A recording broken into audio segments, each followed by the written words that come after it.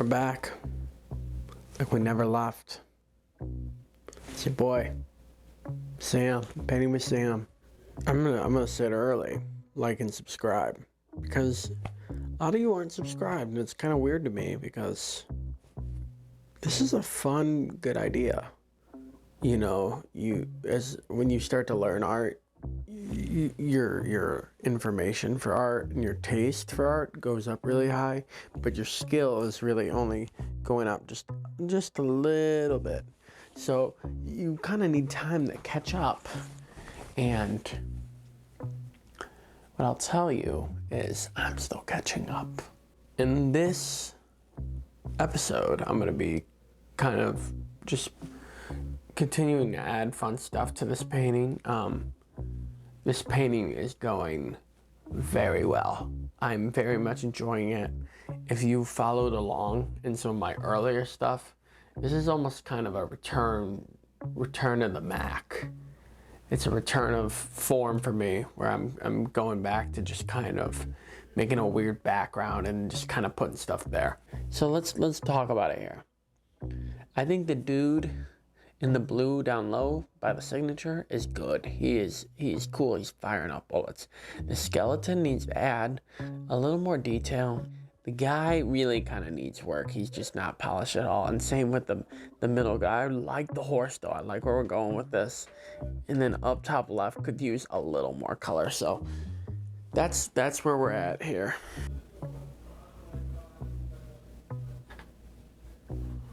I think I have some cat hair on this painting right now. Kind of crazy.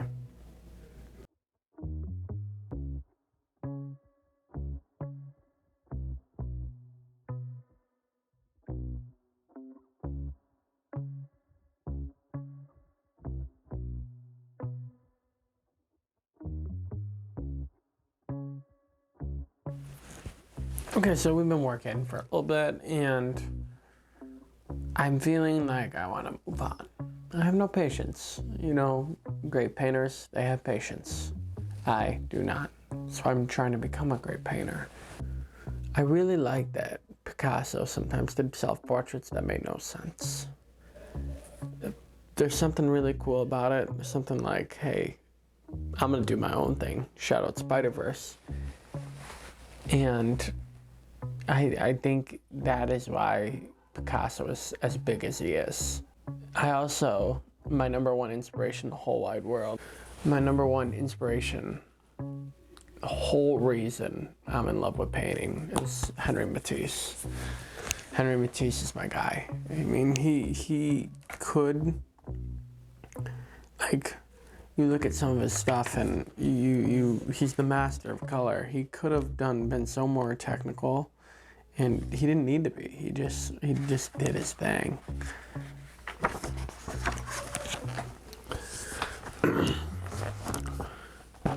Red Studio, I saw this live. Another painter I really enjoy, and I have one of his paintings up at my wall, and I'm looking at it, is Van Gogh. I mean, the way Van Gogh just put globs of paint on, and he just knew what he was doing. He didn't, because he was delirious and insane, but hell of a painter. Frida Kahlo is someone that is a big influence of me too, and although I don't paint as good as she does, I kind of really try to internalize some of my insecurities and pain and put it into my art. Simple as that. Now, did I get hit while I was on a bus and get a back brace for a long time and literally have my husband constantly cheat on me and feel constant pain? No. Could happen still. Movies are a big part of art, and to hear David Lynch say he wanted to be a painter, and then he moved into movies, it makes me so excited because it's totally what I want to do. I love filmmaking. I don't make the highest quality of stuff, but even when I did it in high school, something about a camera and video, and it's the greatest thing in the world. Greatest thing in the world. It's another art that I just absolutely adore. It's been a journey for sure. I feel very good about this painting. I just want to add some stuff, but it's really kind of just gritty and signature me.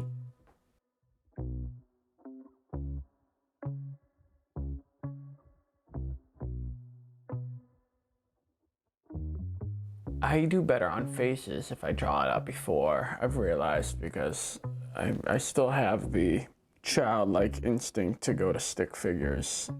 So if you haven't seen my video about Dan Schneider and that Quiet on Set, he released a comeback video where he talked about Tebow, you know, the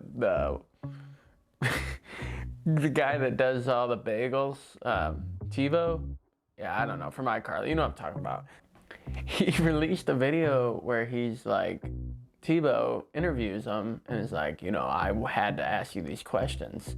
And I saw a reaction, and there's no way Dan Schneider did not pay him to interview him. And I don't know, it just seems like such an easy cop-out to like upload his reactions now that he is under fire, when he could have probably been a lot more accountable earlier on. Like, if he would have, not that this changes anything, but nipping it in the butt, it does kind of show a little more character, where if you came out and were like, listen, my past behavior has been unacceptable, and I feel like I need to come out and say this because I know this documentary is coming out, and I'm still disgusted with my actions, would have been significantly better than having this come out, him realizing it, and then being like, oh, you know, I'm gonna shoot this like corporate video to show that I've changed my ways.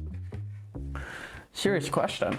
Do you think people can change? Because I do think people can change. I think people can change for the better, but a creep's always gonna be a creep, and especially a child creep is always gonna be a creep. So that's kind of where I stand on business on that. Let me tell you a secret. I don't like to be confined to one thing. That's why I'm changing my name from Sam Beckman Art to Funkadelic Coffee House. I'm going back. I changed it back. I changed it from Funkadelic Coffee House to Sam Beckman Art for like a little more, you know, not notoriety, but just like for people to be like, oh, okay, this isn't just like some account. It's a guy making art. This is a channel where you can kind of access a lot of that. I'm not confined to one single space. I really like my craft, but I also like doing a lot of other things. So that is where I stand on business. Saying that twice in this video. This is episode 9, so next episode we're gonna have to do some sort of special because it's episode 10. We're gonna do The Shining. We're gonna do a scene from The Shining. I haven't decided what scene. Jack Nicholson is my favorite actor of all time. There's something about him that really screams genuine. He's a little bit of a scumbag in a good way. And that's kind of why I feel like I can relate to him, because, you know, we all have moments as humans where we're not the proudest like we can be, or not really the full capacity of a good human being we can be. And I just feel like he embodies that a lot. How's my credit, Lloyd? Okay, I know what scene I'm doing from The Shining.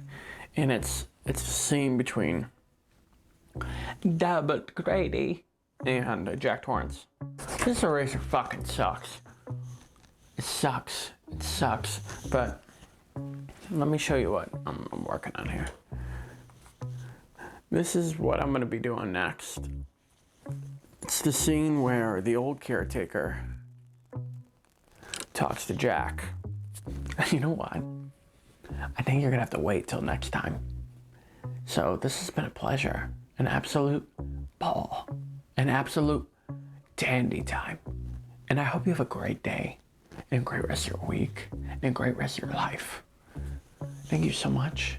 Please like, subscribe, follow, because I'm going to be putting out this good content. And one thing that's certain, besides death and taxes, and using the bathroom, why do people not mention that? One thing that's certain is I'm only going to get better.